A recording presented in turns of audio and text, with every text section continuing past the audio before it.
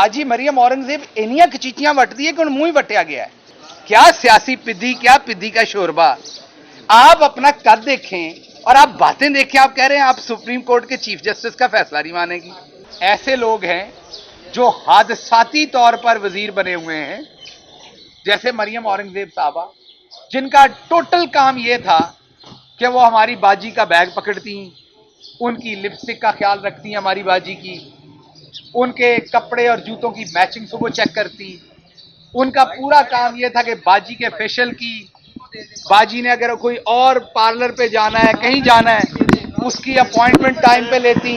शोर ना करें यार, इंपॉर्टेंट बात हो रही है।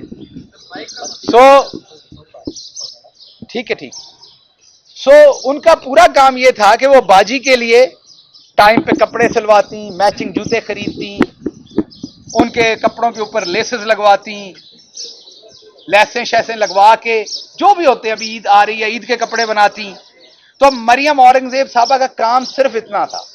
एक अफ्तारी पर मरियम सफदर साहबा को, बाजी मरियम सफदर साहबा को बाजी मरियम औरंगजेब ने अपने घर बुलाया। अफ्तारी के दौरान उन्होंने, जो हमारे भाई साहब हैं जो सिगरेट की कंपनी में काम करते हैं, वो कहीं बाहर से दही नहीं लेके आए थे टाइम पे, तो उनकी बेइज्जती फरमाई। जब उन्होंने देखा कि वो इतनी जबरदस्त बेइज्जती करती हैं, मीन एक दफा फंड के रख देंदियां ने, वो जरा है भी उन्होंने देखो ना, तो वो लगता है कि वो बेइज्जती करने वालियां ने। वो उन्होंने कचीचियां वट वट के ना उन्होंने मुंह वटिया गया है। बाजी मरियम औरंगजेब इनिया कचीचियां वटती है कि मुंह ही वटिया गया है।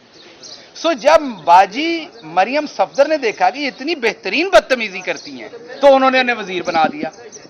अब मरियम औरंगजेब साहबा को यह नहीं पता कि आप अपना सियासी कद देखें, अब बातें देखें। क्या सियासी पिद्दी, क्या पिद्दी का शोरबा। आप अपना कद देखें और आप बातें देखें। आप कह रहे हैं आप सुप्रीम कोर्ट के चीफ जस्टिस का फैसला नहीं मानेगी। हम भी ये कह सकते थे, यही सुप्रीम कोर्ट के जज साहब थे जिनके 100 मोटों में से आप जैसी तमाम जो हस्तियां हैं, जो सियासी सुंडियां हैं, वो पैदा हुई हैं, जो अब आटे में से भी निकल रही हैं। हमने तो नहीं कहा था कि ये 100 मोटो जो लिया गया था उससे हमारी हुकूमत खत्म हुई थी, हम ये फैसला नहीं मानते। हमने भी उसी अदालत में मौजूद था, हमने भी उस अदालत में दुहाई दी थी कि फुल बेंच बनाएं, फुल कोर्ट बेंच बनाएं। हमारे वकीलों ने भी जंजीर खटखटाई थी कि फुल बेंच बनाएं, नहीं बना था। हमारे लीडर ने तो चुप करके डायरी उठाई, गाड़ी में बैठे घर को चलते बने। हम भी घर को चलते बने, वहां से हम डायरी उठा के निकले, बाद तुसी सानू ही चुक लिया, मार मार के साड़ी खुंब ढप देती, तुसी बुरकस निकाल देता। मैंने मेरी फैमिली ने, जस्टिस बंदयाल साहब जो चीफ जस्टिस हैं, उनकी अदालत में इंसानी, जब मेरे पर तशद्दुद हो रहा था, मैं पकड़ा हुआ था, उनकी अदालत में हमने दरखास्त की थी कि इंसानी हकूक के ख्याल में 100 मोटो लिया जाए। उन्होंने नहीं लिया, कोई बात नहीं, उन्होंने ऐसे ही मुनासिब समझा होगा। तो क्या मैं बकवास शुरू कर दूं? नहीं कर सकता मैं। आइन आपको यह हक नहीं देता। वो मजाकबाजी अपनी जगह था, वो मैं फैसलाबाद से हूं, मैं एंजॉय करता हूं वो बात करना, आपकी शान में गुस्ताखी नहीं करता। लेकिन आप जरा थोड़ा सा अपना कद देखें, आप जरा कोई थोड़ी सी सियासी हैसियत देखें अपनी। आप पाकिस्तान के आइन को पढ़ लें। मुझे पता है ये आइन 1973 में पैदा हुआ था, बूढ़ा हो गया है, और आप लोगों के यहां इतने बूढ़े वर्कर की कोई इज्जत नहीं है। इतनी देर में तो आप पार्टी से लोगों को निकाल देते हैं। तो मुझे पता है आप 1973 के आइन को आप कहीं रफा दफा करके, क्योंकि आपके ख्याल में वो बुढ़ापा हो गया, अब आप उसे दफना के कोई नया आइन जन्म देना चाहते हैं। ये नहीं होगा। उसकी वजह यह है कि अभी तो आपका मुकाबला है हमारे साथ। जैसे ही आपने आइन की किताब फाड़ने की कोशिश करनी है, तो फिर आपका पहला टाकरा होना है सहाफियों के साथ, दूसरा टाकरा होना है वकीलों के साथ, तीसरा टाकरा होना है आपका अदालतों के साथ, चौथा टाकरा होना है आपका सिविल सोसाइटी के साथ, फिर पांचवा टाकरा होना है पॉलिटिकल पार्टीज के साथ। तो ये जंग ना मुशर्रफ मरहूम जीत सके थे, ना अयूब खान मरहूम जीत सके थे, ना ज़ियाउल हक मरहूम जीत सके थे। हाँ, प्रलॉन्ग कर सकते हैं आप ये जुल्म की शब जितनी देर आप करें, हारना है आपने।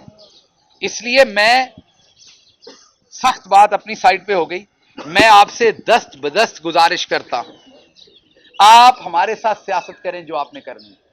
मैं आपसे हाथ जोड़ के अपील करता हूं, آپ ہمارے میں تبرہ پڑھیں، مخالفت کریں، بیان دیں، ہمیں قتل کرنے کی دھمکیاں دیں، جو دل کرتا کریں، کم از کم سپریم کورٹ کے ججز کی عزت اور احترام ملحوظ خاطر رکھیں، عدالت پر کیچڑ مت پھینکیں، کیونکہ اگر آپ نے عدالتوں کو ڈسمنٹل کر دیا، اگر آپ نے عدالتوں کو ڈرا لیا، اگر آپ کی حکومت نے عدالتوں کے فیصلوں کو نہ ماننے کا یہ کام، تو کل کو پاکستان تو پھر ایک بنانا ریپبلک بن جائے گی، ہر کوئی کہے گا میں فیصلہ نہیں مانتا، تو کون کیسے جیے گا اس ملک کے اندر؟ تو میں آپ سے دست بدست یہ ریکویسٹ کرتا ہوں کہ ہوش کے ناخن لیں، دوبارہ سوچیں، اور دوبارہ سوچ کر آپ کم از کم ایک مدے کے اوپر آئیں کہ عدالتوں کا آپ نے احترام کرنا ہے۔ لیکن میں آخر پہ بات کلوز کروں گا، عمران خان کے ساتھ جو بھی ہوا پاکستان کے اندر، جتنے بھی مقدمے ہوئے، اس کی پارٹی کے ساتھ جتنے بھی مقدمے ہوئے، ہمیشہ ججز کو، عدالتوں کو ملحوظ خاطر رکھا گیا، ان کی عزت کو۔ اگر کہیں پہ شائبہ بھی گیا، کہیں پہ یہ امپریشن بھی جنریٹ ہوا، تو خان صاحب نے خود آ کے کہا کہ اگر میری بات سے ایسا لگتا ہے تو میں معذرت خواہ ہوں، میں اپنی بات یہ نہیں کہنا چاہتا تھا۔ تو آپ نے سجاد علی شاہ صاحب کے ساتھ بھی یہ کیا تھا، دوبارہ یہ نہ کیجیے۔